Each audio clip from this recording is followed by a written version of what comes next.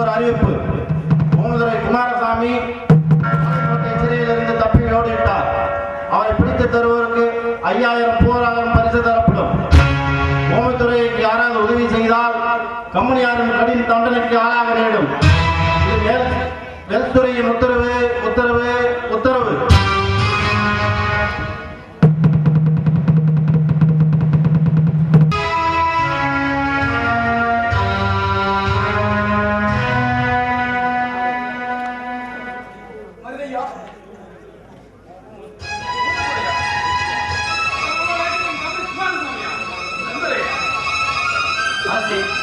நான் தோட்டத்திற்கு சென்ற பொழுது நண்பரை சந்தித்தேன்.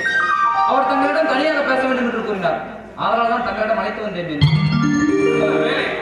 அண்ணன் சிறுவையர் அரண்மனைக்கு சென்ற சமயம் பார்த்து நண்பர் வந்தேன். நண்பருக்கு ஒரு ரகசிய இடம் தயார் செய்ய வேண்டும். உண்மை அரசே, இருவரும் பேசிக் கொண்டிருங்கள். இதோ வருகிறேன். சிறிய மன்னரே, நான் வந்தது பற்றி பெரிய மன்னர் ஏதாவது கவலைப்படாதே, அண்ணனை நான் பார்த்துக் கொள்கிறேன். சிவகங்கை அமைதிக்கு ஏதாவது வந்த வந்து விடுமோ என்றுதான் பயப்படுகிறார். வாழ வந்தவன் நம்மை ஆளை எண்ணிவிட்டான். பெருந்தி என்று என் வீரம் விரிந்து விட்டதா? வரி பட்டி என்று வாட்டி வதைத்தால் பக்கத்திலிருந்தவர்களுக்கு வாரி கொடுப்பதா? திசை மாறி வந்த தீயவர்களுக்கு தீப ஆராதனை செய்வதா? வஞ்சக நதிகள் எப்படியோ வெற்றி கண்டு விட்டன. இதை நினைத்தால் தான் எனக்கு வெட்கமாக இருக்கிறது, வேதனையாக இருக்கிறது. கவலைப்படாதே, அக்கிரமக்காரர்களை அப்படியே விட்டுவிட்டால் அது எங்களுக்கும் நல்லதல்ல. அந்த நாசக்காரனாக நான் நடைபெறுவதில் இருக்கிறேன். ஆத்திரம் உள்ளத்திலே எழுகிறது, ஆவேசம் நெஞ்சிலே புரளுகிறது. கட்டி காத்த நாட்டை துண்டாடி அந்த துரோகிகளை துண்டு துண்டாக்கினால் கூட என் வீர உணர்ச்சிகளுக்கு விருந்து போதாது. அந்த நயவஞ்சர்களை நாடு முழுக்க வெட்டி வீசினாலும் என் உள்ளத்துவரின் மஞ்சம் தனியாது. உன் ஆவேசம் எனக்கு புரிகிறது. இறந்த காலத்தை விட்டுவிட்டு எதிர்காலத்தில் இருப்பது நல்லது நான் நினைக்கிறேன்.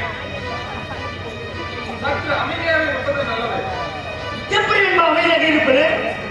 எப்படி அமைதியாக இருப்பது? மாற்றம் கையால் மாதத்தான் மரவர் வழி பிறந்தோமா? தூக்கு மேடையிலே துடித்து சாகத்தான் என் மாதா வயிற்றிலே அண்ணார் பிறந்தாரா? சாந்தையும் சந்தனத்தையும் சொந்தம் கொண்டாடிய என் பிஞ்சு குழந்தைகள் இன்று திருச்சிராப்பள்ளி சிறையிலே சீரழிந்து கிடக்கிறார்கள். அந்த பிஞ்சு நெஞ்சங்களை கொஞ்சி இந்த கைகள் இன்று கட்டப்பட்டு கிடக்கிறது நண்பா, கட்டப்பட்டு கிடக்கிறது. உன் கோபத்திற்கும் கொந்தளிப்பிற்கும் காரணம் புரியாமல் இல்லை. மன்னர்களை வந்தவனுக்கு மனத்திடம் தேவை என்பது தாங்கள் அறியாததில்லை. ஆமா நண்பரே, மறந்தே போய்விட்டேன். சிறையிலிருந்து எப்படி தப்பினீர்கள்? எல்லாம் பாஞ்சால மக்களின் பற்றாதான். கொதித்தேனும் கடல் போல கோபம் கொண்ட வீரர்கள் வந்து சேர்ந்தார்கள் சிறைச்சாலைக்கு. இனி யோசை போல இடித்து தள்ளினார்கள் கோட்டை கொத்தளை. வீடு கொண்டு இருந்து வெட்டி வீசினார்கள் வெள்ளையர்களை. கர்ஜித்தபடியே தளத்தெறிந்தார்கள் என் கைத்தளங்களை. வெற்றி முழக்கத்தோடு என்னை விடுவித்து விட்டார்கள் என் வீர சிங்கம். நண்பரே, என்ன உறவு போல தெரிகிறது? அதோ அந்த மறைவான இடத்துக்கு செல்லுங்கள்.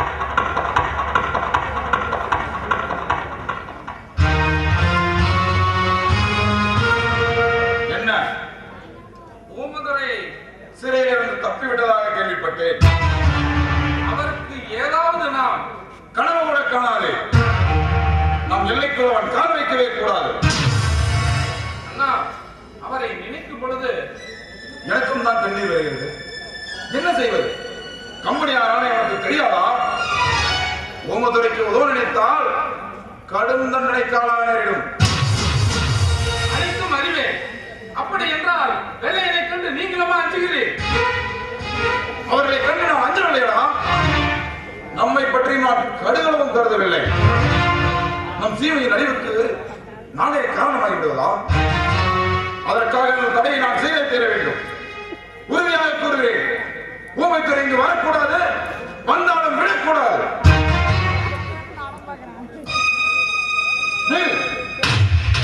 யார் நீ? பொய், உண்மையை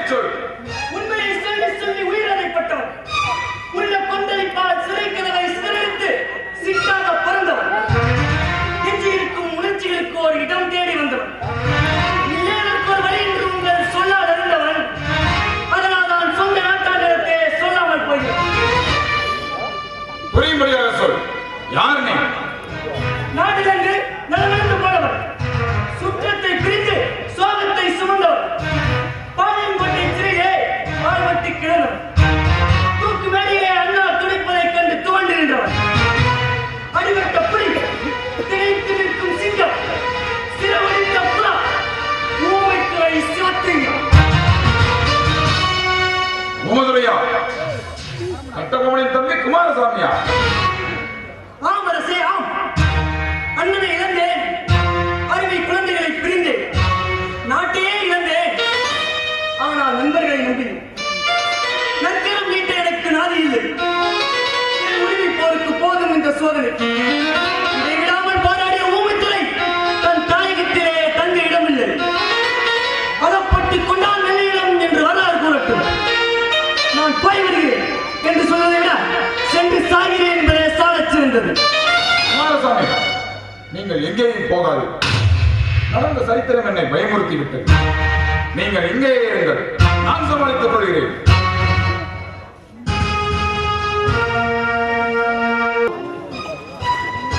அரவர் பெரும்படைக்கு மாபெரும் வேலை வந்து விட்டது. அந்நியனின் ஆதிக்கம் அலையப் போகிறது. அவனின் தரணியாலும் தாகம் தணியப் போகிறது. மாற்றானின் எண்ணம் மாறட்டும், தமிழர் சமுதாயம் வாழட்டும்.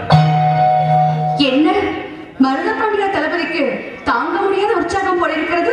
அண்ணி, வெள்ளையனின் பெரும் பகைவன், வீரத்தின் விளைநிலம், விவேகத்தின் திருவுருவம், வீரபாண்டிய கட்டபொம்மனின் தம்பி ஊமைத்துறை நமது கோட்டையை வந்தடைந்து விட்டார். தெரியுமா? தம்பி, கொஞ்சம் மெதுவாக பேசு. என்ன அண்ணி இது? எதற்கெடுத்தாலும் பதற்றமா? இங்கே நம் அண்ணன் தானே இருக்கிறார், அதனால் என்ன? ஆமாம், அதனால் என்ன? ஆனால் இதை மற்றவர்கள் கேட்டுவிட்டால் ஆபத்து வருமே என்றுதான் நான் பயந்து விட்டேன். அண்ணி, நான் கூறியபடி அண்ணனும் மருதுபாண்டியரிடம் வேலைக்கு சேர்ந்திருந்தால் இன்று ராஜா ஓட்டம் வாழலாம். வெள்ளையனை விரட்டும் வீரம் அவருக்கு மட்டும் இல்லையா என்ன? எனக்கும் வீரம் இருக்கிறது. வெள்ளையனையும் நாட்டை விட்டு இறக்க நானும் தயாராகிவிட்டேன்.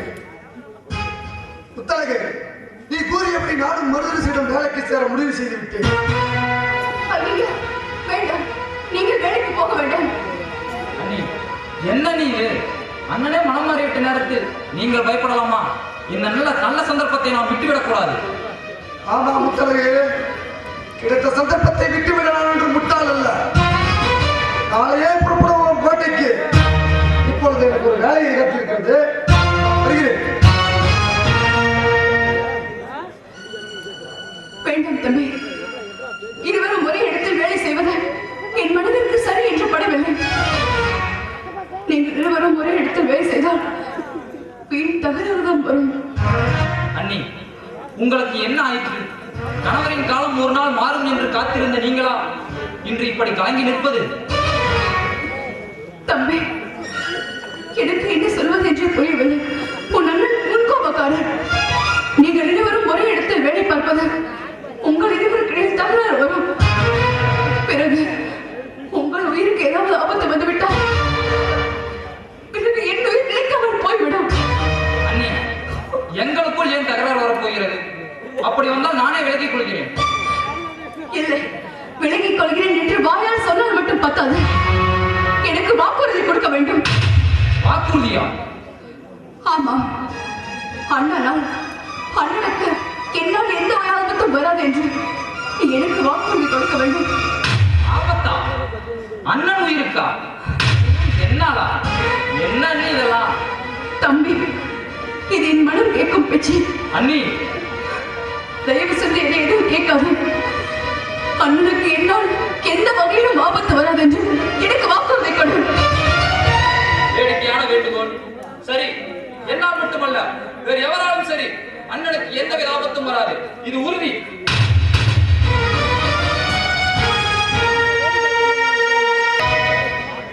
என்ன ஊமத்துறை மருதரசர் கோட்டையில் இருக்கிறானா?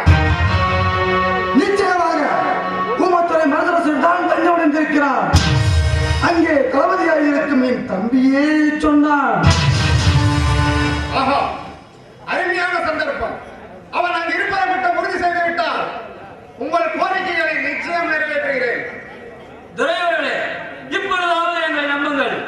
அறிவிப்பு ஏற்பட்டு திருப்பி மருதரசர் கோட்டை செல்ல வேண்டும்.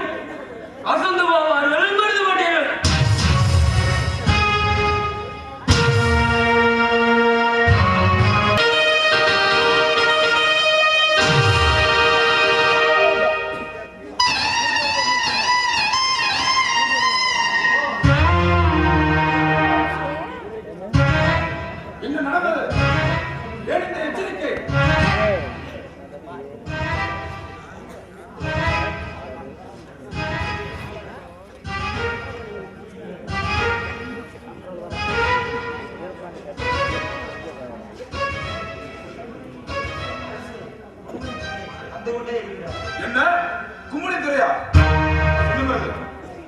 ஊமைத்துறை உடனே உள்ள அழைத்து போ.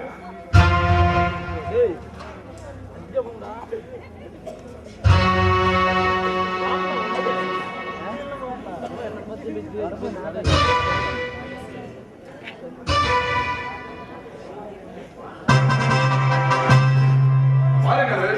வணக்கம். வணக்கம் மிஸ்டர் பெரியமருது, எப்படி இருக்கிறீர்கள்? நலம் துறை அவர்களே, வடமாத்தூர் உடையத்தில் வந்திருக்கிறார். வணக்கம் பெருசு அவர்களே, வாருங்கள். நீங்கள் வருவீர்கள் என்று நான் எதிர்பார்க்கவே இல்லை. இந்த இரவு நேரத்திலே ஏன் இந்த திடீர் வரவு? முன்கூட்டியே சொல்லி அனுப்பலாம் என்றுதான் நானும் கூறினேன். ஆனால் உங்கள் வாசல் கதவு எப்பொழுதும் திறந்தே இருக்கும் என்று மேஜர் கூறிவிட்டார். அதனால் தான் இந்த திடீர் வரவு. ஓஹோ, அப்படி என்றால் நம் இனத்தாரை விட அந்நியர்கள் நம்மை நன்றாக இருந்து வைத்திருக்கிறார்கள். ஆம் மிஸ்டர் பெரியமருது, மருது பாண்டியார் கம்பெனியாரும் உண்மை நண்பர்கள். கம்பெனிக்கு விரோதமாக அவர்கள் ஒருபோதும் செயல்பட மாட்டார்கள். இல்லையா உடையத்தேவரே? உண்மைதான். ஒருவேளை நமக்கு கிடைத்த செய்தி பொய்யா கூட இருக்கலாம். ஒருவனின் கட்டியங்காலையானது அடுத்தவன் கண்ணில் கால் வைத்து விட்டால் அதை விரட்ட வேண்டுமே தவிர தொழுவத்திற்கு அழைத்து சென்று தூபம் காட்டக்கூடாது. இது போன்ற விஷயங்களில் மருதுபாண்டியர்கள் மிகவும் கண்ணியமானவர்கள். உடையனத்தவரே, மருதுபாண்டியரின் கண்ணியம் இம்மண்டலமே அறிந்தவை. இந்த இரவு நேரத்தில் நீங்கள் வந்த காரணத்தை மட்டும் கூறினால் நல்லதென்று நினைக்கிறேன். ஆமாம் ஆமாம், மருது ஊமைத்துறை பற்றி உங்களுடைய கம்பெனியாரால் கைது செய்யப்பட்ட பாளையங்கோட்டை சிறையில் தானே அடைக்கப்பட்டிருக்கிறார். அவர் இப்பொழுது எப்படி இருக்கிறார்? சௌக்கியமாக இருக்கிறாரா? பாருங்கள் நிறைவர்களே, எவ்வளவு வேடிக்கையான கேள்வி எழுப்புகிறார். இன்னும் வருது. மருதரசே, உம்மிடம் நேரடியாக கேட்கிறேன். நம்பிக்கையான இடத்திலிருந்து சரியான செய்தி கிடைத்திருக்கிறது எனக்கு. அப்படி என்றால் நீங்கள் ஊமத்துறையை மறைத்து வைத்திருப்பதாக. என்ன? ஊமைத்துறையை நாங்கள் மறைத்து வைத்திருக்கிறோமா? நிச்சயமாக இல்லை. ஊமைத்துறைக்கு வரவும் இல்லை, அவருக்கு அடைக்கலம் தரவும் இல்லை. அவருக்கும் எங்களுக்கும் எந்தவித உறவும் இல்லை. உண்மையாகவா? உறுதியாகவும் கூறுகிறேன். மருதரசே, கம்பெனியாரின் முக்கிய நண்பரே நீங்கள் தான். அந்த நட்பு அழிந்துவிடக் கூடாது என்றுதான் நாங்களும் வருந்துகிறோம். ஆமா மருதையா, கம்பெனியார் உங்கள் மீது மிகுந்த அன்பு கொண்டுள்ளார். அவர்களின் நம்பை வீணாக விலை கொடுத்து வாங்கிக் கொள்ளாதீர். இந்த அரசு உங்களுக்கு அளிக்க வேண்டும் என்று கம்பெனியார் ஆசைப்படுகிறார். உடையத்தவரே, இந்த அரசு எங்களுக்கு அளிக்க வேண்டும் என்று ஆசைப்பட அவர்கள் யார்? அதை எங்களிடம் எடுத்து சொல்ல நீயா? இந்த அர்த்தமற்ற அதிகாரத்தை எங்கள் அரசவையில் காட்டாதீர். சரியாகவோ தவறாகவோ கம்பெனியார் எங்களுக்கும் நண்பர்கள் தான். அந்த நட்பானது பயத்தால் ஏற்பட்டது அல்ல, பழக்கத்தால் ஏற்பட்டது. அதுவரை உபசரிக்கும் பரம்பரை பண்பால் ஏற்பட்டது. அந்த நட்பு அறிந்துவிடக் கூடாது என்று கவலைப்பட வேண்டியவர் கம்பெனியாரை தவிர நாங்கள் அல்ல. வேண்டாம் சின்னமருது, வீண் வார்த்தைகளால் விபரீதங்கள் ஏற்படக்கூடாது. ஒரு சாதாரண பிரச்சனைக்காக சண்டைகள் ஏற்பட்டு சலனங்கள் செய்யக்கூடாது. சந்தோஷ சீமை சாக்கடை சகதியில் சஞ்சரிக்க கூடாது. உடையனத்தவரே, என்ன உளறிக் கொண்டிருக்கிறீர்கள்?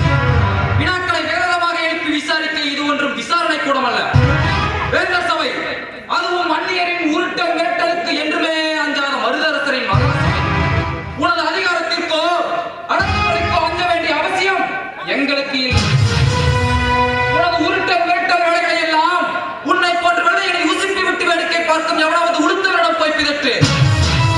சண்டை சத்திரவென்ற சவணங்களை எல்லாம் எவனாவது சலக்கவரிடம் போய் காட்டு. இதையின் சபையிலே காட்டாதே. மருது, தங்கள் தலைமையாரின் துடிப்பு இன்னும் தனியவில்லை போலும். நான் தங்களிடம் பேசிக் கொண்டிருக்கும் பொழுது தானாக மூக்கை நுழைக்கிறார் முத்தரசர். தேவரே, எங்கள் மன்னர் ஊமைத்துறை இங்கு வரவும் இல்லை, அவருக்கு அடைக்கலம் தரவும் இல்லை என்று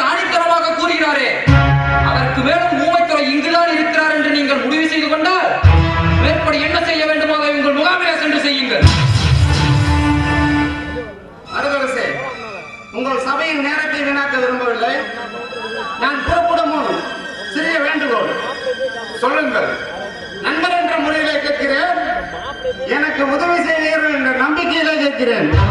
அதாவது நீங்கள் ஊமத்திரையை தேடி பிடிக்க வேண்டும். கண்டுபிடிக்க வேண்டுமா? காரணம் வேறொன்றும் இல்லை. அவரையும் தேடி பிடித்து எங்களையும் அழைத்து ஒரு சமாதான பேச்சுவார்த்தைக்கு ஏற்பாடு செய்து தர வேண்டும். எங்களை ஆழம் பார்ப்பதற்கு இப்படியும் ஒரு வழி இருக்கிறதா? இதை ஆழம் பார்ப்பதற்கு என்ன இருக்கிறது? கம்பெனியாரும் ஊமைத்துறையும் இருவருமே உங்களுக்கு வேண்டிய நண்பர்கள். இருவரையும் அழைத்து ஒரு சமாதான பேச்சுக்கு ஏற்பாடு செய்வதில் என்ன தவறு ஏற்பட்டுவிடப் போகிறது? சரி, இந்த பணியை நாங்கள் மேற்கொள்ள வேண்டிய அவசியம் நட்பு, பாசம், பண்பு, பழக்கம், அவ்வளவுதான். நட்பை பற்றியும் பண்பை பற்றியும் நீங்களா பேசுகிறேன்? பாண்டிய மண்டலத்தில் அமைதி நிலவ வேண்டும் என்பதற்காக இப்பணியை மேற்கொள்கிறோம். ஆனால் ஒன்று, நம்பி வரும் ஒருவனை நயவஞ்சமாக கைது செய்ய முயற்சித்தாலோ அல்லது கொல்ல எச்சரித்தாலோ நீங்கள் பேர் ஆபத்தை சந்திக்க நேரிடும் என்று எச்சரிக்கிறோம். கூடிய சீக்கிரம் ஊமத்துறையோடு உங்களை சந்திக்கிறோம். நாங்கள் வருகிறோம்.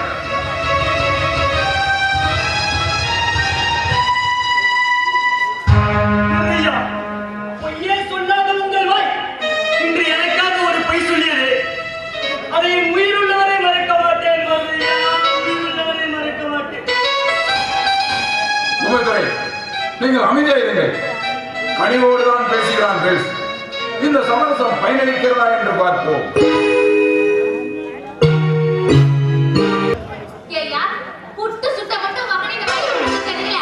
ஆப்பா வாயா. புட்டு சுட்டு வச்சா நான் போயால திங்க. ஒரு ஆசியா பொண்டாட்டிக்கு என்ன வேணும் கேட்டு செய்ய தெரியாது. உடனே என்ன கேட்டேன்? என்ன கேட்டேன்? அப்படியே 60 பொண்ணு நகை வேணும்னு கேட்டனா? இல்ல வெள்ளி பாத்திரம் வேணும்னு கேட்டனா? இல்ல என்ன கட்டிக்க பட்டு புடவை கேட்டனா? சொல்லு. அழகா ஆசியா கொஞ்சத்துக்கு ஒரு குழந்தை வேணும்னு தானே கேட்டேன். அது கூட எனக்கு தர முடியும். சொல்லு, முடியுமா? முடியாது. இல்ல ஒரு புருஷனா பெத்து வெட்டு. வாய் மூடிட்டே இருக்கல சொல்லு. வரி சொல்லியா? அடியே 10 மாசம் கல்யாணம் ஆகி 10 மாசம் ஆனாதான் குழந்தை பிறக்கும். அதை விட்டுப்புட்டு 5-6 மாசத்துலயே குழந்தை வேணும்னா நான் என்னடி பண்றது? பொறிக்கடலை கேட்டேன், பாசமா வாங்கி கொடுத்தேன். புடலங்காய் கேட்டேன், போனா போகுது வாங்கி கொடுத்தேன். இப்படி இதெல்லாம் எத்தனையோ வாங்கி கொடுத்துருக்கிறேன். அதெல்லாம் விட்டுப்புட்டு இப்ப குழந்தை வேணும்னு சின்ன பிள்ளை மாதிரி அடம்பிடிக்கிறியாடி.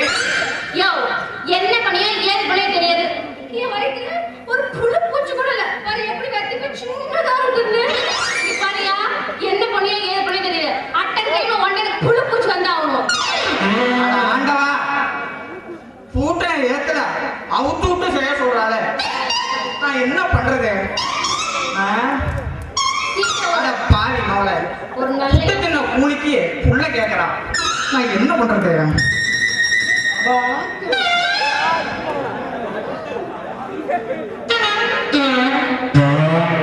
வாங்க வாங்க, நீங்க யாரும் சொல்லவே இல்ல.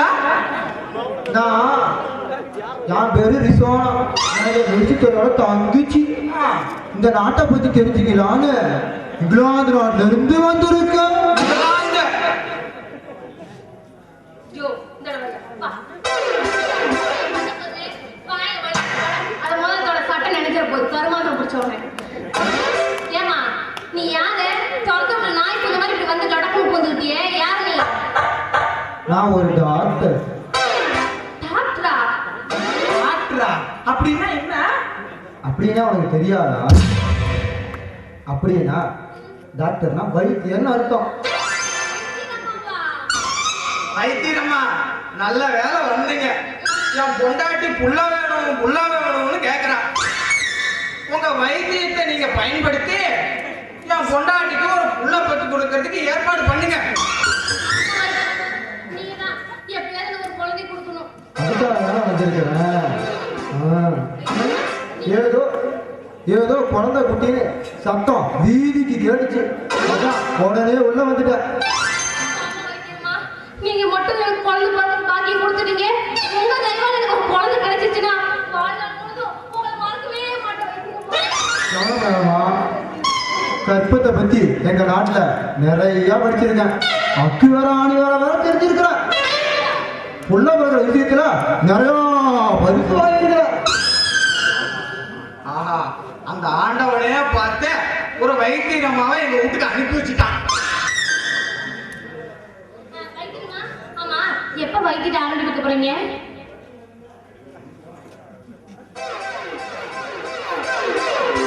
வைத்தியம்மா, உங்களை கேக்குறேன். மரம் மட்டும் தான் இருக்குது. அடியே மாவாட்டி என் மண்டை முசரெல்லாம் போயிடுச்சு. நீ என்ன சொல்ற எதுவுமே தெரிய மாட்டேங்குது. சண்டை போடாதீங்க. நான் வந்த விஷயத்தையே மறந்துட்டேன். நான் வந்த விஷயத்தையே மறந்துட்டேன். உங்க பேர் என்ன? என் பேரு ஆறுமுகம். ஆட்டுக்காரன் ஆறுமுகம். இந்த 5-6 ஊருக்கு என் பேரை சொன்னா நல்லா தெரியும். மட்டும் தெரியும். என் பேரு புத்துக்கடைய தாயி அப்படின்னு சொன்னீங்கன்னா பக்கத்து ஊருக்கும் தெரியும். என் பேரு எருமகடா ஏழுமலை. எருமகடா ஏழுமலை 7-8 ஊருக்கு தெரியும். எருமகடா ஏழுமலையா? அது வந்து அப்படின்னு ஒரு அரப்பைத்தியம் என்கிட்ட வைத்தியம் படிக்க வந்துச்சு. அதான் நீங்க எட்டாயி ஆரம்பிங்களா உடனே ஏழுமலை ஞாபகம் வந்துருச்சு. அப்படியா? சரிங்க வைத்தியம்மா, எப்ப வைத்தியத்தை ஆரம்பிக்க போறீங்க? விளக்கமா சொல்றேன், வேளாவரியா கேட்டுங்க. இந்த 3 நாள் வருது இல்ல, அதுக்கு அடுத்த நாள் சொல்லி அனுப்புங்க. நான் வந்து உங்களை சோதிச்சு பார்த்துட்டு என் வைத்தியத்தை வேகமா ஆரம்பிக்கிறேன். நான் வரட்டா? அப்படியே அடிக்கடி எங்க வீட்டு பக்கம் வந்துட்டு போங்க. நான் வரட்டா? நீ வா, பக்கத்துல வா. ஆந்த கண்ணா வா. ஐயா, கட்டின பொண்டாட்டி குத்துக்களாட்டி இங்க ஒரு நிக்கும் போது ஒருத்தி வெள்ளைக்காரங்க வந்துட்டானோன்னு அவளையும் பார்த்துட்டு இருக்கே. இதுக்கு முன்னாடி நீ பொம்பளைய பார்த்தது இல்லையா? ஏன் உன் கண்ணுக்கு என்ன பண்ற பொம்பளை தெரியல? உங்க அப்பா மான உள்ளார் வாடி. வா, உன்னை அப்படியே சுக்கா எடுத்துறவா ஒப்ப மகனே. போடி புட்டு தின்னு நாக்கெல்லாம் செத்தே போச்சு. மருதரசே, நாளை நடக்கவிருக்கும் பேச்சுவார்த்தையில் ஏதாவது பலன் கிடைக்குமா? பாஞ்சாலம் குறிச்சி பாளையத்தை காப்பாற்ற வழிபிறக்குமா? என் பிஞ்சு குழந்தைகளை மீண்டும் நான் கொஞ்சி மகிழ முடியுமா? குமாரசாமி, நீங்கள் தைரியமாக இருங்கள். என் கண்களுக்கு நம்பிக்கை நட்சத்திரம் தெரிகிறது. உங்கள் பாளையத்தை எப்படியாவது திருப்பி பெற்று விடலாம். அண்ணா, பேச்சுவார்த்தையில் கூட மேஜர் அவர்களே அதிகம் பேசவிட வேண்டும். பிறரை பேசவிட்டு முடிவு காண்பதுதான் ராஜதந்திரம். நண்பர்களே, நீங்கள் எடுக்கும் எந்த முடிவுக்கும் நான் நிச்சயம் கட்டுப்படுகிறேன். வணக்கம் அரசே. பாமத்தலகு, யார் இந்த நண்பர்? அரசே, நான் தான் ஏற்கனவே கூறினேனே, இவர்தான் என் அண்ணன். வணக்கம் அரசே. வணக்கம். தோற்றத்திலேயே வீரம் இருக்கிறது. அரசே, அந்த வீரம் நம் நாட்டுக்கும் பயன்படும் என்றுதான் தங்களிடம் அழைத்து வந்தேன். அறிந்தவை வால் பயிற்சி, வேல் பயிற்சி, வில் பயிற்சி, தாக்குதல் நடத்துதல். சிறப்பு பயிற்சி ஏதாவது? அரசே, நேரடி தாக்குதலை விட மறைந்திருந்து தாக்குவது எனக்கு கை வந்த கலை. நாணயத்திற்கு? அரசே, நான் இருக்கிறேன். முத்தலகு, நான் உன் மீது வைத்திருக்கும் நம்பிக்கையை உன் அண்ணன் மீதும் வைக்கிறேன். சின்னச்சாமி, இன்று முதல் நீதான் என் மெய்காப்பாளர். மகிழ்ச்சி மன்னா, மிக்க மகிழ்ச்சி. இதைத்தான் நான் வெகு நாட்களாக எதிர்பார்த்துக் கொண்டிருந்தேன். இன்றுதான் என் உள்ளத்திலே எல்லையில்லா மகிழ்ச்சி ஏற்பட்டிருக்கிறது. அரசே, நான் எப்பொழுதும் காரியத்தில் கண்ணாக இருப்பேன். சபாஸ், அது நான் சரியான காரியவாதிக்கு அழகு.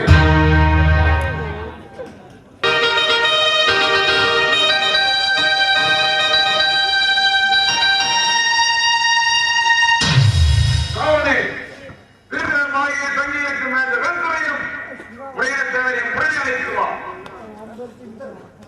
உத்தரவு நீ சென்று நண்பர் ஊமைத்துறை அழைத்து வா.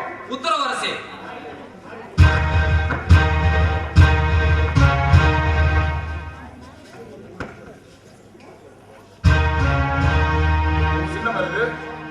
இப்பொழுது நடக்கவிருக்கும் பேச்சுவார்த்தையை பாஞ்சாலங்குறிச்சி பாளையத்தை திருப்பி பெறும் நோக்கம்தான். நான் கூறியபடியே நீயோ அல்லது முத்தரகோ காரணம் இல்லாமல் உணர்ச்சி வசப்பட்டு ஊர்களை இருக்கக்கூடாது. நல்லதண்ணா, நடப்பன யாவும் நன்மையில் முடிய வேண்டும் என்பதுதான் எங்கள் ஆசையும்.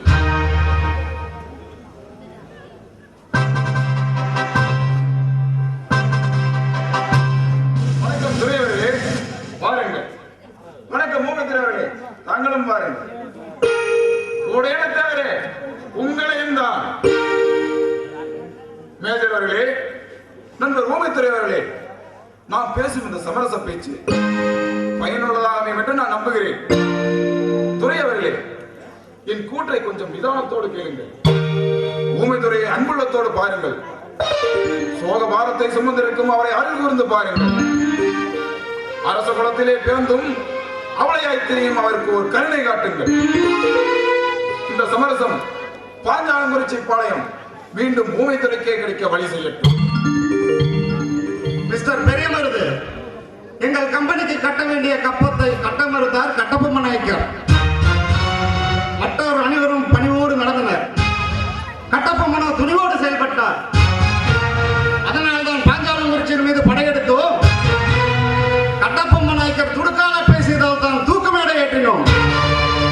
அவர் தம் தம்பியான ஊமத்துறையை சிறைபிடித்தோம். சிறையிலிருந்து இவர் தப்பிக்காமல் இருந்திருந்தால் நாட்டை திருப்பி தர முயற்சி செய்திருப்பேன். இந்நிலையில் என்னால் எதுவும் செய்ய முடியாது. வென்ற நாட்டை விட்டு தர முடியாது. வேண்டுமானால் ஊமத்துறையின் உயிருக்கு உறுதி தருகிறேன். என் உயிருக்கு உன் உத்திரவாதமா? என் நாட்டையே எனக்கு திருப்பி தர என் நாட்டு வண்டி கொடுத்து 2 வழியிலே தந்தார். அதை போல உண்டு கொடுத்தவன் ஓரிடத்தில் இருக்க மாட்டான் என்பதை உணர்த்த வந்தார்களே. காலம் ஒரு நாள் மாறாதா? மறைந்த கதிரவன் மறுநாள் உதிக்காதா? இல்லை, காரில் கூட்டம் தான் கலைந்து ஓடாதா? ஊமைத்துறை, உன் வீராப்பை இத்தோடு விட்டுவிடு. இப்படி வீம்பு பேசியதால் தான் கட்டை புளிய மரமும் நம்மளை காவு கொண்டது. அதே கதி உமக்கும் ஏற்படக்கூடாது என்றுதான். நீசனே, நிறுத்து உன் நிசவ பேச்சு. பாஞ்சாலங்குறிச்சி பாளையத்திற்கு பஞ்சமா பாதகன் ஏற்றப்பன் வாய்த்ததை போல எஞ்சி இருக்கும் இந்த சீமைக்கு உலை வைக்க நீ வந்து வைத்திருக்கிறாய். என்னை நிந்திப்பவளை பற்றி நான் சிந்திப்பதே இல்லை. ஆத்திரக்காரனுக்கு புத்தி மட்டு என்பது ஆண்டார் வாக்கு. அதை போல அடிபட்டவனுக்கு அளவும் உரிமை உண்டு. கோட்டை விட்டவனுக்கு குமரவும் வாய்ப்புண்டு. ஆனால் மடிந்தே தீருவன் என்று ஏன் அடம்பிடிக்கிறாய்? அண்ணனும் மடிந்தான், நாமும் மடினோம் என்று பிடிவாதம் பிடிக்கிறாய். உயிருக்கு உறுதி என்ற மேஜரின் சொன்னது உன் கையாலே உழைத்துக் கொள்ளாதே. ஊமத்துறை, உம்மிடம் நேரடியாக கேட்கிறேன். எங்களால் சிறைபிடிக்கப்பட்ட நீ சிறையிலிருந்து தப்பியது நீ செய்த முதல் குற்றம். அதை மன்னித்து விடலாம். தப்பி வந்த நீ எங்கள் நண்பராகிய மருதரசர் கோட்டையில் தஞ்சமடைந்தது நீ செய்த 2வது குற்றம். சரி, அதையும் கூட மன்னித்து விடலாம். சீக்கிரமாக பேசி என்னை சினமூட்டியது நீ செய்த மன்னிக்க முடியாத 3வது குற்றம். ஆமாம், கண்டிப்பாக அதை மட்டும் மன்னிக்கவே கூடாது. இந்த 3 குற்றங்களுக்கும் நீ கூறும் பதில் என்ன? 3 குற்றம் என்ன? 300க்கும் மேற்பட்ட குற்றங்களை செய்தவர்கள் நாங்கள். இந்த பாரத மண்ணிலே உங்கள் பாதம் பட்ட கணத்திலே பரிதாபப்பட்டோமே, அதுதான் நாங்கள் செய்த முதல் குற்றம். பஞ்சம் பிழைக்க வந்தவர்களுக்கு தஞ்சமளித்து உங்கள் வாணிபத்தை இங்கே வளரவிட்டோமே, அதுதான் நாங்கள் செய்த 2வது குற்றம்.